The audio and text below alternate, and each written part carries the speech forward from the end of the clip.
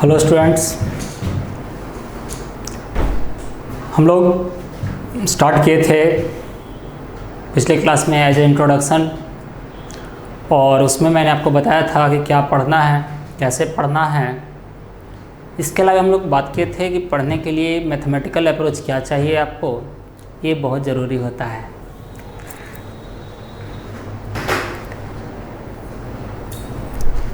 Mathematical approach बहुत ही ज़रूरी होता है। अगर हम बात करते हैं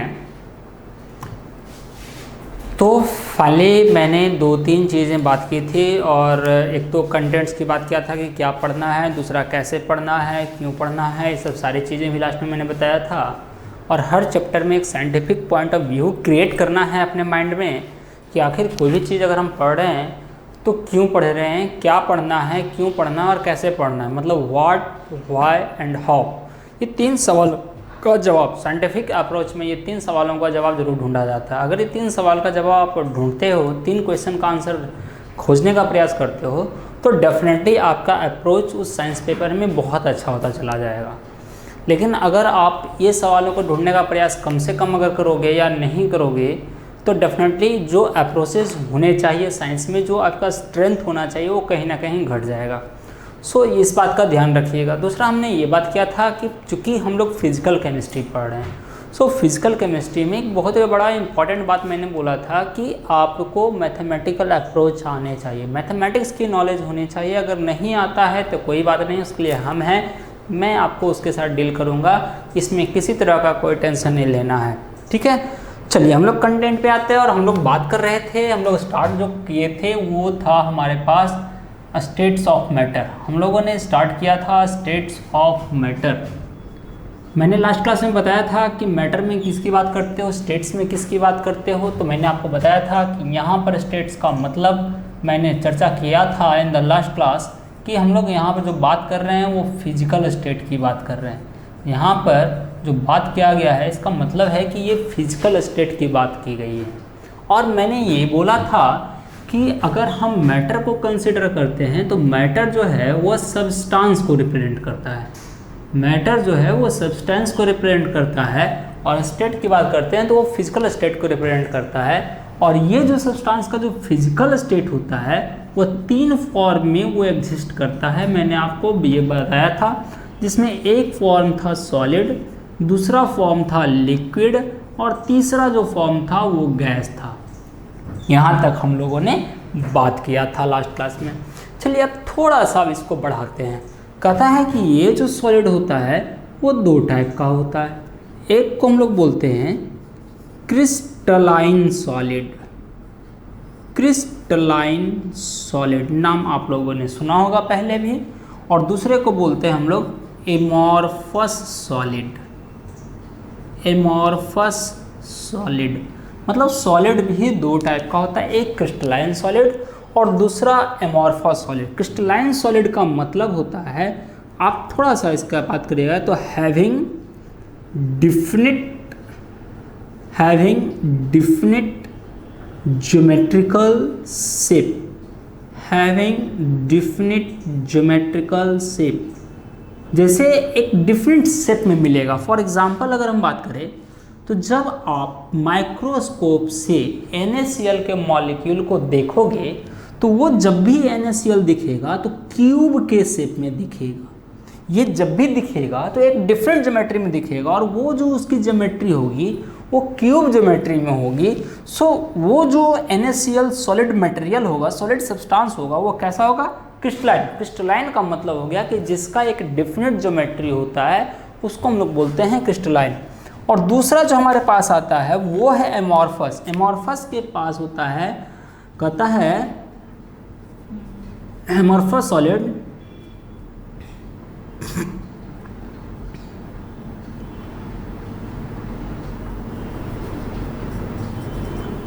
हैव नॉट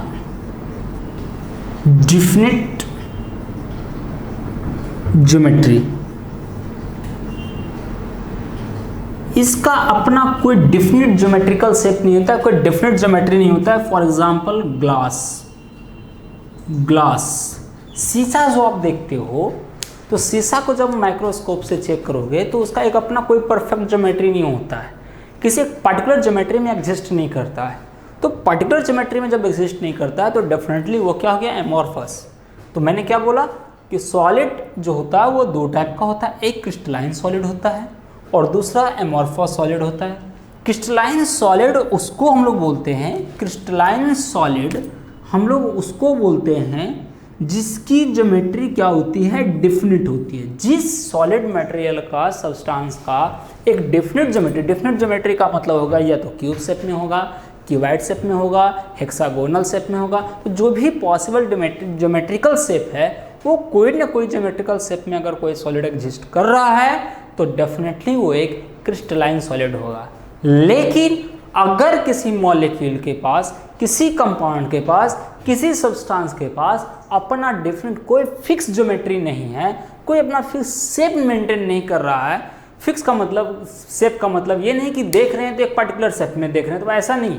शेप कहने का मतलब हो गया कि परमानेंट ज्योमेट्रिकल शेप होना चाहिए। तो परमानेंट ज्योमेट्रिकल शेप जहाँ नहीं मिलता है उसको हम लोग बोलते हैं एमॉर्फस सॉलिड। जैसे कि ग्लास का कोई अपना पार्टिकुलर शेप नहीं होता है, ठीक है। आप पढ़े होंगे एक एग्जाम्पल और आप पढ़े होंगे क्लास 10th में ग्रेफाइट का। तो पढ़े हो ना कि ग्रेफाइट जो होता है हेक्सागोनल शेप में होता है। ग्रेफाइट जो होता है वह हेक्सागोनल शेप में होता है। तो ग्रेफाइट चूंकि हेक्सागोनल शेप में होता है तो ग्रेफाइट की पर्टिकुलर ज्योमेट्री हुई, तो जिसकी पार्टिकुलर ज्योमेट्री हुई वो क्रिस्टलाइन सॉलिड है, और जिसकी कोई अपनी पार्टिकुलर ज्योमेट्री नहीं होती है एमॉर्फस सॉलिड। जैसे मिट्टी समझ सकते हो, अगर समझने के लिए अगर आसान तरीका एक और है कि मिट्टी का कोई अपना पार्टिकुलर शेप नहीं होता, अगर उसको तोड़ा जाए तो वो इजली टूट जाता है, छोटे छोटे पार्टिकल्स में टूट जाता है, धूलि समान हो जाता है। तो वैसे सॉलिड को हम लोग जनरली बोलते हैं, मतलब कोई। और अगर हम जिसकी कोई अपनी ज्योमेट्री नहीं है, अगर उसको हम काटे ना तो तोड़े तो जैसे तैसे टूटेगा, किसी फिट ज्योमेट्री में नहीं टूटेगा। लेकिन अगर हम कोई, अब जैसे ग्रेफाइट है, ग्रेफाइट को तोड़ोगे, तोड़ने के बाद भी देखोगे ना तो पहले भी हेक्सागोनल था और अभी भी आपको माइक्रोस्कोप में हेक्सागोनल दिखेगा।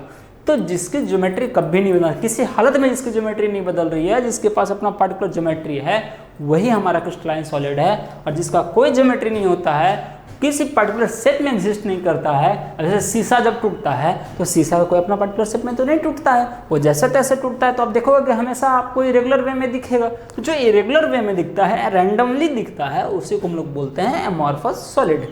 अब हमारे पास है गैस। अब ये गैस भी दो टाइप का होता है। ये जो गैस है, ये गैस भी हमारे पास दो टाइप का होता है। एक को बोलते हैं हम लोग आइडियल गैस, एक को हम लोग बोलते हैं आइडियल गैस, या इसी का दूसरा नाम है परफेक्ट गैस। दूसरा नाम है परफेक्ट गैस। दूसरा गैस को हम लोग बोलते हैं रियल गैस। दो तरह का गैस, एक आइडियल गैस और दूसरा रियल गैस। आइडियल गैस और रियल गैस। तो कहता है रियल गैस का मतलब क्या, कि जो भी गैस मतलब गैसेस इन एटमॉस्फेयर, आपको एटमॉस्फेयर में जो भी गैस देखने को मिल रहे हैं वो सारे गैसेस रियल गैस हैं। जिसको आप फील कर रहे हो, महसूस कर रहे हो, उसको हम लोग बोल रहे हैं रियल गैस। और आइडियल गैस का मतलब होता है हाइपोथेटिकल गैस। हाइपोथेटिकल गैस इसको हम लोग बोलते हैं। हाइपोथेटिकल गैस का मतलब इस गैस का कोई एग्जिस्टेंस नहीं, हम लोग मान कर चलते हैं कि वो गैस एक आइडियल होगा, तो मान कर चलते हैं, इसको हाइपोथेटिकल गैस बोलते हैं। मतलब जनरली इसका एग्जिस्टेंस नहीं है, लेकिन इस रियल गैस को हम लोग आइडियल बना सकते हैं। कैसे बना सकते हैं, कब किस कंडीशन में बन सकता है रियल गैस आइडियल गैस में कन्वर्ट हो सकता है, वो हम लोग आगे जाकर सीखेंगे, वो सारी चीज़ें जानेंगे। लेकिन फिलहाल चूंकि मैं आपको सिर्फ सॉलिड, लिक्विड और गैस के बारे में थोड़ा इंट्रोड्यूस कर रहा हूँ, इसलिए मैंने बताया कि गैस भी दो टाइप का होता है। आगे जो हम लोग डिटेल डिस्कशन में ये देखेंगे कि आखिर वास्तव में रियल गैस होने का कंडीशन क्या है, आइडियल गैस होने का कंडीशन क्या है, कोई भी रियल गैस आइडियल गैस कब हो सकता है, ये सारी चीज़ें सीखेंगे। इसके लिए परेशान होना नहीं है, बस एज अ इंफॉर्मेशन है ना, आपको पता होना चाहिए सिर्फ ये कि अगर फिजिकल सब्सटेंस का फिजिकल स्टेट 3 है, सॉलिड, लिक्विड, गैस, तो सॉलिड भी दो टाइप का और गैस भी दो टाइप का, लिक्विड का कोई टाइप वाइप नहीं होता है। तो सॉलिड दो टाइप का, क्रिस्टलाइन और एमॉर्फस, जिसकी पार्टिकुलर ज्योमेट्री है वो क्रिस्टलाइन है और जिसकी पार्टिकुलर ज्योमेट्री नहीं है वो एमॉर्फस है। जैसे NaCl, ग्रेफाइट, NaCl का शेप क्यूब होता है, ग्रेफाइट का शेप हेक्सागोनल होता है, लेकिन ग्लास का कोई शेप नहीं होता है, सो ग्लास एमॉर्फस हो गया, लेकिन ग्रेफाइट और NaCl जो हो गया क्रिस्टलाइन हो गया। वहीं बोला गया कि गैस जो होता है वो दो पार्ट का टाइप का होता है, एक आइडियल जिसको हम परफेक्ट गैस के भी नाम से बोलेंगे और दूसरा रियल गैस। कहता है कि रियल गैस का मतलब गैस एटमॉस्फेयर में जो भी गैस आपको दिख रहा है, आगे और भी हैं, हो सकते हैं, लेकिन फिलहाल मैं आपको एग्जांपल्स वैसा दिया हूं ताकि जो आपको विजुअलाइज करो, जिसको फील कर सको, इमेजिन कर सको, वैसे एग्जांपल्स पे मैं बात कर रहा हूं। आगे जैसे जैसे जाएंगे सारे कुछ सीखेंगे, मैं बार बार बोल रहा हूँ, ये ध्यान रखिएगा। तो कहता है कि रियल गैस, तो गैसेज इन एटमॉस्फेयर, तो जो भी गैस एटमॉस्फेयर में एग्जिस्ट कर रहा है, जो भी गैस एटमॉस्फेयर में एग्जिस्ट कर रहा है वो सारा रियल गैस है। जैसे रेस्पिरेशन में हम लोग ऑक्सीजन इनहेल करते हैं, रेस्पिरेशन में ऑक्सीजन लेते हैं, है ना, साथ में नाइट्रोजन वगैरह भी आता है। तो ये सारे जो गैस हैं जिसको हम महसूस कर रहे हैं कि अगर वो गैस हमको नहीं मिले तो हम उसके साथ जिंदा नहीं रह सकते। तो जो गैस महसूस कर रहे हैं, कार्बन डाइऑक्साइड को महसूस कर लेते हैं कि एटमॉस्फेयर में कार्बन डाइऑक्साइड है, महसूस कर लेते हैं कि कार्बन मोनोऑक्साइड है, महसूस कर लेते हैं कि H2S है। अगर अंडे जैसा सड़ा हुआ महक आना शुरू हो जाए, इसका मतलब है कि H2S वगैरह एटमॉस्फेयर में एग्जिस्ट कर रहा है। तो ये सारे जो भी गैस है जिसको हम फील कर पा रहे हैं, हमको समझ में ये आ जा रहा है कि कहीं हमारे एटमॉस्फेयर में कुछ ना कुछ गैसेज हैं। तो अगर वो गैस है तो जो भी गैस है वो वास्तव में सब रियल गैस है। हम ऑक्सीजन ले रहे हैं तो महसूस कर रहे हैं कि भाई हम ऑक्सीजन ले रहे हैं, हम श्वसन क्रिया करते हैं, चेस्ट ऊपर नीचे होता है, दैट मीन्स क्या, ये फील कर रहे हैं हम लोग कि नहीं गैस है, तभी हम लोग रेस्पिरेशन में जा रहे हैं, इनहेल कर रहे हैं, एक्सहेल कर रहे हैं, तो ले रहे हैं, छोड़ रहे हैं, गैस को ले रहे हैं, छोड़ रहे हैं। तो वो सारे गैसेज एटमॉस्फेयर में है तभी ऐसा हो रहा है। तो वो सारे गैसेज रियल गैसेज हैं। लेकिन दूसरा मैंने बोला आइडियल गैस, जिसको हमने बोला हाइपोथेटिकल गैस, नाम में ही है हाइपोथेटिकल, और यहाँ देखो नाम ही है रियल मतलब वास्तव, हाइपोथेटिकल मतलब माना हुआ, जिसका वास्तव में अपना कोई एग्जिस्टेंस यूनिवर्स में नहीं है। तो वैसे गैस को हम लोग हाइपोथेटिकल गैस बोलते हैं, वैसे गैस को हम लोग हाइपोथेटिकल गैस बोलते हैं।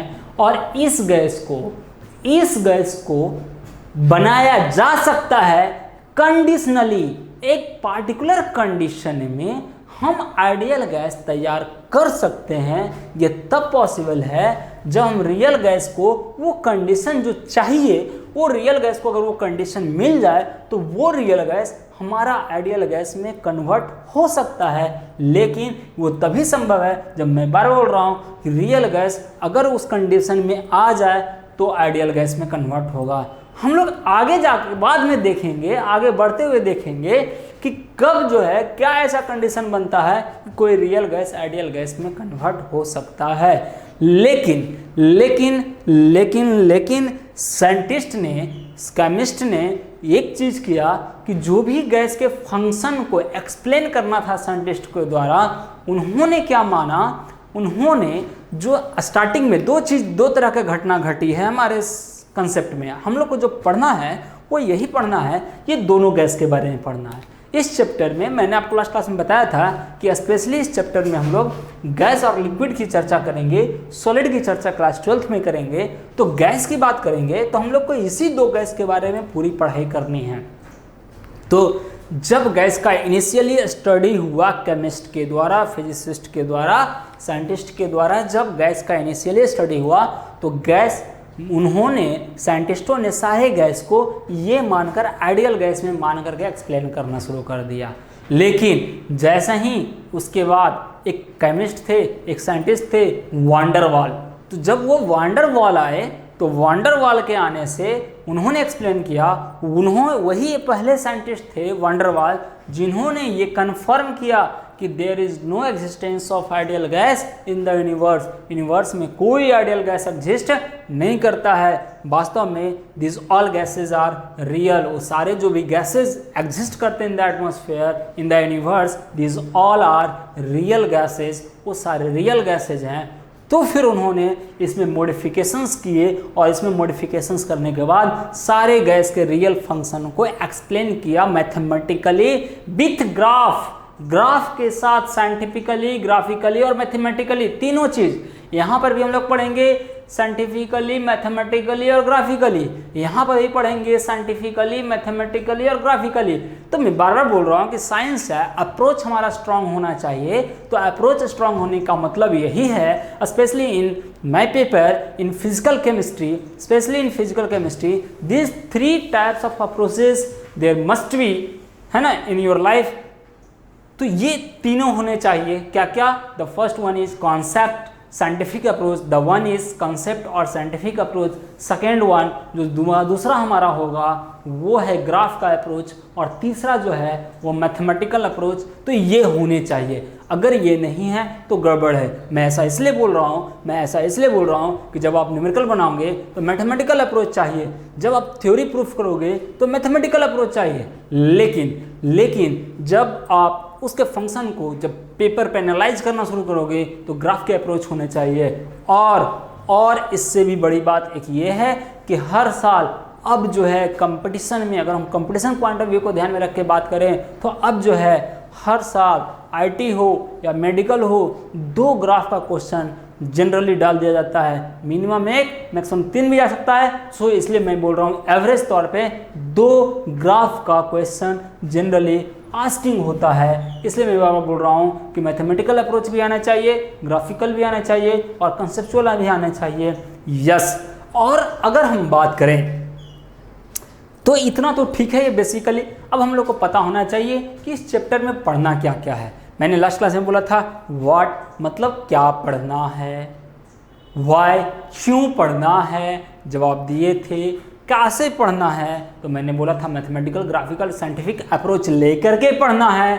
तरीका मैं सिखाता जाऊंगा, आप सीखते जाओगे और बहुत आराम से इजी वे में हम लोग आगे बढ़ेंगे। अगर आपका कोई भी क्वेश्चन रहेगा तो प्लीज़ मैं रिक्वेस्ट कर रहा हूँ, बार बार रिक्वेस्ट कर रहा हूँ, पिछले क्लास में भी रिक्वेस्ट किया और आज भी रिक्वेस्ट कर रहा हूँ कि अगर किसी तरह का डाउट हो तो बेझिझक ऑनेस्टली अपना आस्किंग जरूर कीजिए। आपके सवालों का जवाब दिया जाएगा, बेझिझक आस्किंग कीजिए। ओके देन हम लोग आगे बढ़ते हैं कि आखिर इस चैप्टर में हमारे कंटेंट्स क्या है। होप सो आप लोगों ने आज फिर दोबारा रिपीट किया होगा। लिखने में कंप्रोमाइज़ नहीं, जो भी मैं बोर्ड पर लिखता हूँ वो पूरा नोट होना चाहिए। अगर कहीं छूटेगा तो गड़बड़ हो जाएगा, क्योंकि बोर्ड पर अगर टीचर कुछ भी लिखते हैं तो हर एक वर्ड का एक मीनिंग होता है। सो कोई भी वर्ड छूटना नहीं चाहिए, ये ध्यान रखना। और मैं जितने बार रिपीट करूँ आप भी उतना रिपीट बार करो। मैं अगर किसी चीज़ को 4 बार पढ़ाऊँ तो आपका भी ड्यूटी बनता है कि 4 बार उसको आप मेंशन करिए, क्योंकि जितना आप वर्कआउट करेंगे उतना परफेक्शन आएगा। वर्क कम करोगे परफेक्शन भी कम आएगा। तो hard work, good perfection, best perfection बहुत अच्छा जाएगा। लेकिन अगर वर्क घटा दोगे परफेक्शन कहीं ना कहीं गड़बड़ हो जाएगा। और जो हम लोग चाहेंगे, जहां पहुंचना चाहेंगे, इट इज़ नॉट पॉसिबल, फिर वो संभव नहीं है। और फिर लाइफ एक अलग प्रॉब्लम क्रिएट करेगा। तो उस प्रॉब्लम से बचने हैं तो अभी क्यों ना हम लोग प्रॉब्लम को डील करें तो ज़्यादा बेहतर है। सो अब हम लोग जब बात कर रहे थे, हम 12 बोल रहे हैं, चैप्टर है हमारा स्टेट्स ऑफ मैटर। चैप्टर है हमारा स्टेट्स ऑफ मैटर और हम लोग स्टेट्स ऑफ मैटर में बात कर रहे थे। तो मैंने बोला कि इस सेक्शन में जो सबसे मुख्य तौर पे हम लोग बात करेंगे, जो मेनली बात करेंगे वो गैस पे बात करेंगे। लेकिन अगर कुछ बच जाएगा तो उसके बाद हम लोग लिक्विड पे चर्चा करेंगे। ठीक है, तो कंटेंट्स क्या क्या है, मतलब पढ़ना क्या क्या है। मैंने आपको बोला था कि किसी चैप्टर में आपको ये ढूंढना है कि पढ़ना क्या क्या है। मैं फिर से एक बार रिपीट कर रहा हूँ कि लास्ट क्लास में मैंने बताया था कि हमेशा जब भी आप साइंस में कोई भी पेपर पढ़िए तो 3 सवाल का जवाब खोजिए। पहला ये व्हाट, पहला सवाल है व्हाट, दूसरा सवाल है व्हाई, दूसरा सवाल है व्हाई, तीसरा सवाल है हाउ। तो हाउ तो मैं सिखाता जाऊंगा लगातार, व्हाट फिर हाउ, व्हाई का जवाब मैंने पिछले क्लास में दिया था। व्हाट क्या क्या पढ़ना है, तो क्या पढ़ना है, ये कंटेंट्स पढ़ना है। कंटेंट्स में क्या क्या पढ़ना है मैं आज इसका जवाब दे रहा हूँ, व्हाट का जवाब दे रहा हूँ कि व्हाट में क्या क्या पढ़ना है। तो चलिए हम लोग लिखते हैं, पहला आप लोग मेंशन करते जाएंगे। पहला है जनरल या बेसिक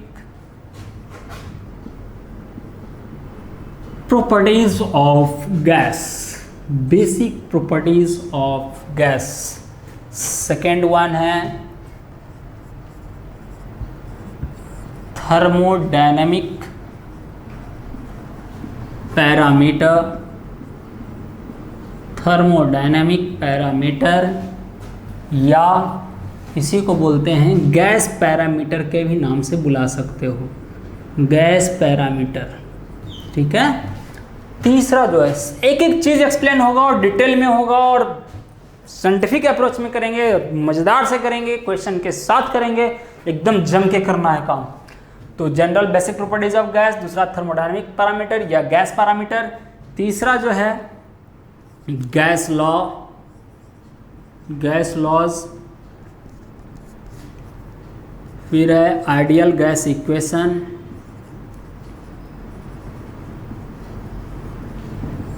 आइडियल गैस इक्वेशन। 5 है thermodynamic parameter, gas law, ideal gas equation. फिर है graph conversion, graph conversion. 6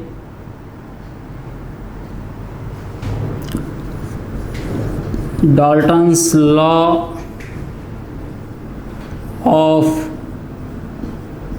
partial pressure, Dalton's law of partial pressure. फिर है Amagat's law, Amagat's law of partial volume, Amagat's law of partial volume. फिर 8 number है Graham's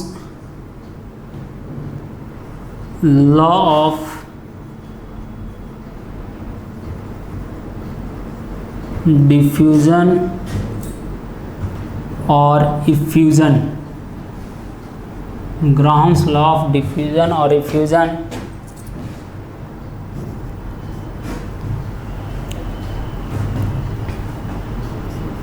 molecular speed, molecular speed 10।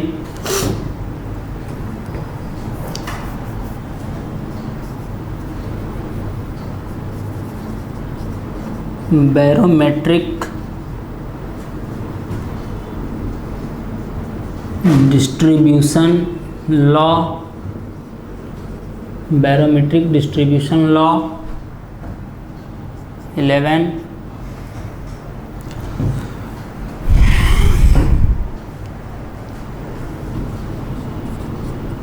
Kinetic molecular theory,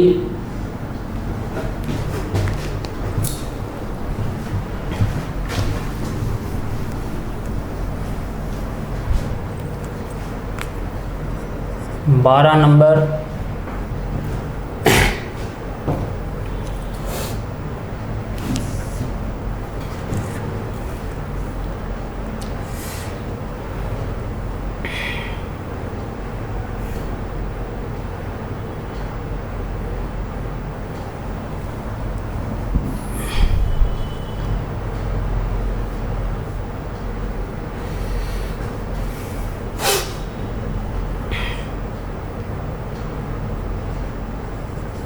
real gas and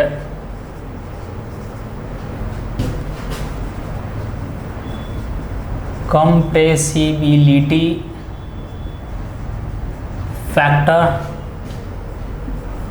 real gas and compressibility factor, van der Waals equation,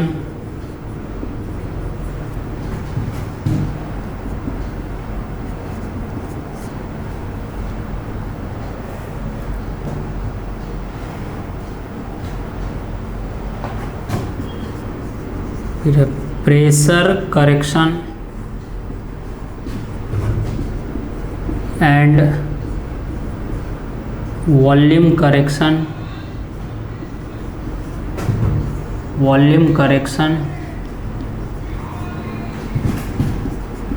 पाँचवा है, 15वां है other real gas equation,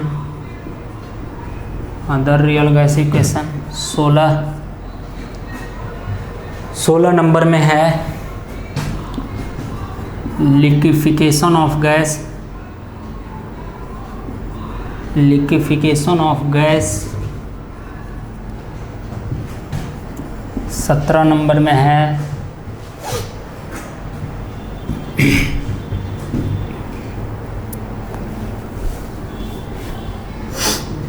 law of corresponding state,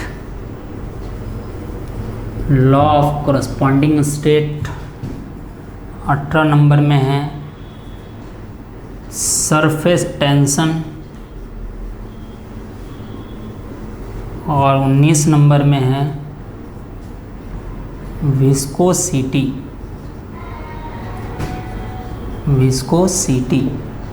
ये सारे sections हैं, ठीक है। तो आपके इस चैप्टर में जो हम लोग को पढ़ने हैं वो इतने पढ़ने हैं। ये दोनों जो कंटेंट है ना वो लिक्विड वाला है, बाकी सारा के सारे गैस वाले हैं। देखो फिर गैस का कन्वर्सन लिक्विड में कैसे होता है कि ये पढ़ना है। तो ये जो 19 कंटेंट है, these all 19 contents are belong to the states of matter, that is gas and liquid. There is only 2 sections related to the liquid and rest जो आपके 17 सिलेबस हैं, 17 कंटेंट्स है वो आपके गैस के हैं। तो ये सारे आपको कंटेंट्स का स्टडी करना है, ठीक है। तो स्टेट्स ऑफ मैटर जो है इसमें आप पहला जो देख रहे हो क्या है, जनरल प्रॉपर्टीज़ ऑफ गैस। तो बेसिक प्रॉपर्टीज ऑफ गैस तो आप बचपन से पढ़ते आ रहे हो, लेकिन हम लोग जो यहाँ बात करेंगे, मैंने यहाँ बोला था आपके सर बताए होंगे, आपके डायरेक्टर सर भी बताए होंगे, या जो हम लोग की ड्यूटी है और आप पढ़ने आए हो। तो देखो कोई भी चैप्टर हम लोग स्टार्ट करेंगे फ्रॉम 0 लेवल, जब भी स्टार्ट करेंगे तो फ्रॉम 0 लेवल टू 100%, 0 लेवल से चलेंगे और 100% की ओर मूव करेंगे, ये ध्यान रखना है। तो 0 लेवल का मतलब ये होता है कि अगर आपको आता है तो भी सही है, नहीं आ रहा है तो भी सही है, कोई बात नहीं। मतलब बहुत बेसिक से बात किया जाएगा, बहुत बेसिक, बहुत छोटे स्तर से बात किया जाएगा। इसमें कहीं कोई लेकिन किंतु परंतु नहीं है, एकदम सिर्फ सीखने का प्रयास करना है। तो देखिए कहता है कि बेसिक प्रॉपर्टी, गैस के बिहेवियर को अगर पढ़ना है, समझना है कि गैस काम कैसे करता है, तो उसके लिए गैस पैरामीटर आपको आना चाहिए। जब तक गैस पैरामीटर का इन्फॉर्मेशन नहीं होगा तब तक मज़ा नहीं आएगा। और उस गैस के बिहेवियर को समझना है तो गैस लॉ को जानना होगा। अब गैस लॉ को जानेंगे तो उसके आधार पर कैसे कोई गैस डिफाइन होता है, उसका इक्वेशन क्या होगा, उसका ग्राफ कैसे बना सकते हैं, और फिर इसके अलावा कुछ और कंटेंट्स हैं। लेकिन अगर मैं थोड़ा सा आप अपने कॉपी में मेंशन करेंगे कंपटीशन पॉइंट ऑफ व्यू से कौन कौन सा टॉपिक इंपॉर्टेंट है, थोड़ा सा आप इसको मेंशन कर लेंगे मेरे तरफ से, इस बात को ध्यान में रखते हुए। एक तो आइडियल गैस इक्वेशन, इसको आप जिसको मैं टिक लगवा रहा हूँ आप भी कॉपी में टिक लगवा दोगे। Dalton's law of partial pressure, grams law of diffusion, molecular, तो ये चारों 1 2 3 4 सेक्शन, ये तो बहुत इंपॉर्टेंट है। फिर आपका इधर आ जाता है वंडर वाल, ये बहुत मज़ेदार है। कंप्रेसिबिलिटी फैक्टर, ये सबसे क्वेश्चन खूब आता है एग्जामिनेशन में, जम कर करके आता है। और लिक्विफिकेशन ऑफ गैस से भी अब क्वेश्चन खूब आने लगा है। तो ये जो सेक्शन है 1 2 3 4 5 6 7, मतलब ये 7 जो है 7 आप मुख्य तौर पे एक थोड़ा सा इसको भी दिमाग में रख लो, इससे शायद संयोग आता है, लेकिन चलो टिक मार लो 8 क्वेश्चन। तो ये 8 कंटेंट है, किसी भी एग्जाम को जब आप बैठोगे ना तो इसी 8 कंटेंट से क्वेश्चन आने वाला है। आप 12th लेवल पे, इंटर लेवल पे आप इंडिया का कोई भी एग्ज़ाम दे दो, इंडिया का पूरा वर्ल्ड का कोई भी एग्ज़ाम दे दो, इसी 8 कंटेंट से, जिसको मैंने मेंशन किया है रेड पेन से टिक किया है, वही कंटेंट्स आपके लिए इम्पॉर्टेंट है और उसी कंटेंट से हर जगह क्वेश्चन आता है। थोड़ी देर के लिए ये सब थोड़ा सा भूल भी गए तो कोई गम नहीं, लेकिन अगर ये सब भूल गए जिसको मैंने टिक लगवाया है, अगर भूल गए भैया तो ये गम का सवाल है। और ऐसा गम का सवाल है कि एग्जामिनेशन हॉल में बैठने के बाद, है ना, सिर्फ और सिर्फ गम ही होता है, उसके अलावा कुछ नहीं होता है। तो गम से बचना है तो छोटी मोटी बात अगर भूल भी गए तो कोई फिक्र नहीं, फिक्र नॉट। लेकिन ये जो 8 कंटेंट मैंने रेड टिक किया है वो किसी हालत में मत भूलना, किसी हालत में मत भूलना। और मैंने बोला अब देखो इस चैप्टर के लिए मैथमेटिकल अप्रोच क्या चाहिए आपको। तो इस चैप्टर के जो मैथमेटिकल अप्रोच हमको लेना है, एक तो ग्राफ हम लोग को सीखना होगा, क्योंकि देखो आपको मैंने बोला है कि ग्राफ कन्वर्सन की बात मैंने किया है, ग्राफ कन्वर्सन की बात मैंने किया है, तो ग्राफ भी मैं सिखाऊंगा। बहुत मज़ा आने वाला है, बहुत ही मज़ा आने वाला है इस चैप्टर में। काम करोगे जितना, अगर ईमानदारी से काम करोगे तो जॉय करोगे, और ईमानदारी से काम नहीं करोगे तो फिर भाई कोई बात नहीं, जैसे बचपन से करते आ रहे वैसा ही होता चलेगा। तो एक तो ग्राफ हम लोग सीखेंगे। दूसरा हम लोग इसमें बात किए थे कि लॉगरिथम आएगा सर, लॉगरिथम, इसमें लॉगरिथम यूज करेंगे, लॉगरिथम का यूज करेंगे। और एक इस चैप्टर से अभी तक एक क्वेश्चन आईआईटी में ऐसा आया है 2006 में जो डिफ्रेंशिएशन पर है। उस क्वेश्चन को थोड़ा देर के लिए मैं छुपा लूँगा, लेकिन फिलहाल इसी 2 पे काम करूँगा फिलहाल तौर पे, ठीक है ना। वो मैं सिखा दूंगा लास्ट मोमेंट में, चैप्टर को एंड करने के बाद वो क्वेश्चन करवाऊंगा। लेकिन इस चैप्टर को पढ़ने के लिए हमको 2 चीज़ तो याद आना चाहिए, एक ग्राफ और दूसरा लॉगरिथम। तो होप सो ये आपको क्लियर हो गया होगा कि लास्ट क्लास में मैंने बताया था कि why the chapter important, states of matter. States of matter क्या है आज भी मैंने एक बार रिपीट कर दिया, क्योंकि आप लोग न्यू कमर हो। एक दूसरी बात भाई, हम लोग बहुत ही दूर दूर जगह पे बैठे हुए, इतने दूर रह करके पढ़ रहे हैं, तो सो इस वजह से भी रिपीट करना पड़ रहा है। और ताकि थोड़ा सा आप मेरे लहजे से, मेरे तरीके से वाकिफ़ हो जाए, अच्छे तरीके से इसको डील कर सके, समझ सके। दूसरी बात मैंने दूसरा एक तो वाई था, दूसरा वाट था। तो वाट मतलब क्या पढ़ना है, तो भाई देखो ये इतने पढ़ने हैं, इस चैप्टर में इतने पढ़ने हैं। दिस इज द मतलब वाट का मतलब ये है ना। अब माथा मत पकड़ लेना कि जा सर ये क्या हो गया, एक चैप्टर में इतना पढ़ना है। अरे भाई कुछ नहीं है, ये सब बहुआ वाला खेल है, झुंझुन्ना है, इसलिए कोई बात नहीं, एकदम मुस्कुराते रहो, हंसते रहो और पढ़ते रहना है, कुछ नहीं, कोई टेंशन नहीं, ठीक है। देन आफ्टर अगर हम बात करें हाउ, तो हाउ मुझ पर छोड़ो, हाउ के लिए ये 2 हेल्प बहुत करेगा, हाउ, है ना। तो हाउ में मैंने बोला कि साइंटिफिकली, ग्राफिकली, मैथमेटिकली तीनों अप्रोच से बात करेंगे। होप सो आज जो मैंने बताया वो क्लियर होगा। अगले दिन से, अगले क्लास से जो हम लोग बात करेंगे वो इस पर बात करेंगे, ठीक है। होप सो आज का लेक्चर आप लोग को समझ में आ गया होगा। आप किसी को कोई भी किसी तरह का कोई परेशानी हो कि सर इस कंटेंट्स में अगर कुछ लिख साफ से नहीं दिख रहा है, या जो भी है कि कुछ अगर जानना चाह रहे हो इसके बारे में, तो कमेंट बॉक्स से क्वेश्चन कीजिए। आप कुछ क्वेश्चन कर सकते हैं, एकदम फ्रीक्वेंटली क्वेश्चन कीजिए, क्योंकि साइंस है, साइंस में जब तक क्वेश्चन नहीं फिर साइंस का मज़ा नहीं। इसलिए साइंस का मज़ा लेना है तो क्वेश्चन करना होगा। फिर इडियट देखे हो ना कि बदमाशी कर कर के सीखता है, तो ऐसे ही बदमाशी कर कर के साइंस में सीखना है। इसका मतलब ये नहीं कि मोबाइल तोड़ के फेंक देना है ना। तो बदमाशी कर कर के सीखिए। बदमाशी करने का मतलब है कंटेंट पे जितना बदमाशी कर सकते हैं खूब कीजिए कंटेंट पे बदमाशी। मैं आपके साथ ऑलवेज खड़ा हूँ, ठीक है। तो अगर कोई क्वेश्चन है तो प्लीज़ आस्क मी, क्वेश्चन करिए, मैं बताऊँगा। नहीं तो अगले क्लास से हम लोग यहाँ से स्टार्ट करेंगे। और हाँ, एक चीज़ दिमाग में ये मत सेट करना कि सर पहले ये है फिर ये है फिर ये, वो ऐसा ही पढ़ना नहीं। कंटेंट्स लिखने का मतलब सिर्फ ये होता है, इस मकसद से लिखा जाता है कि ताकि बच्चों को ये पता रहे कि हमको इतना पढ़ना है।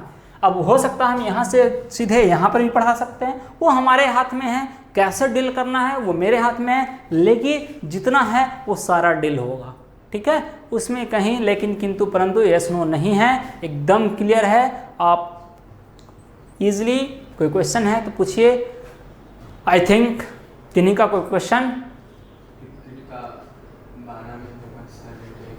क्या लिक्विड का बारह में, हाँ सर डिटेल्स में घुमा इधर, लिखा हुआ है। एक minute,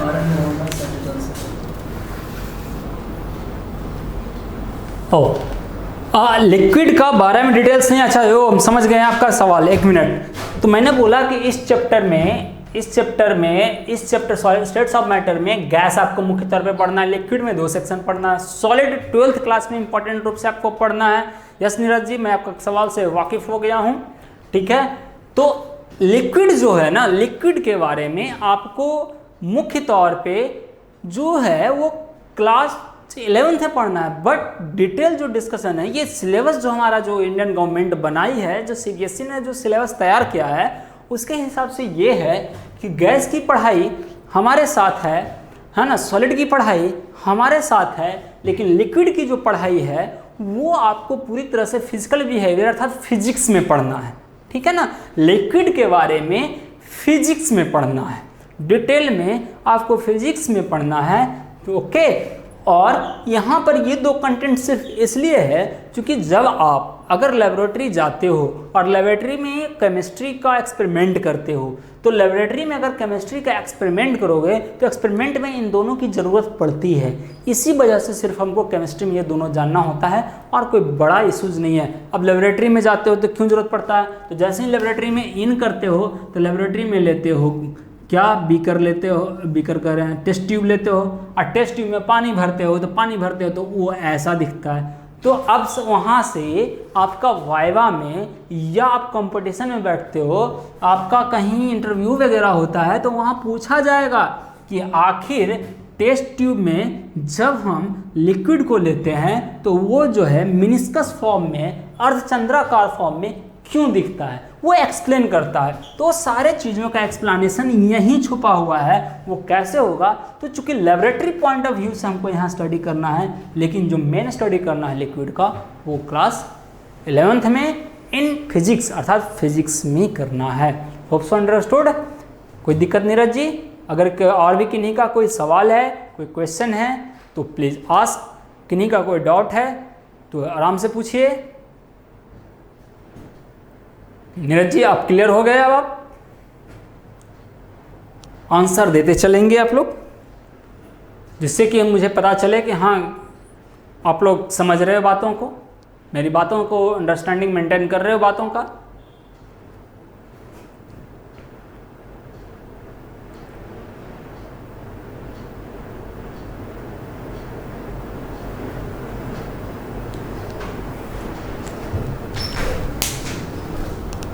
okay Neeraj, thank you.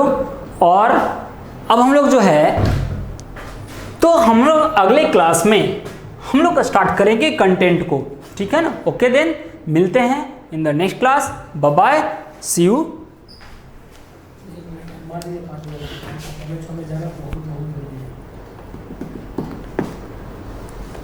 एक मिनट में पिक्चर मारेगा नोट। मेरा 1 मिनट है, मेरा भी आप में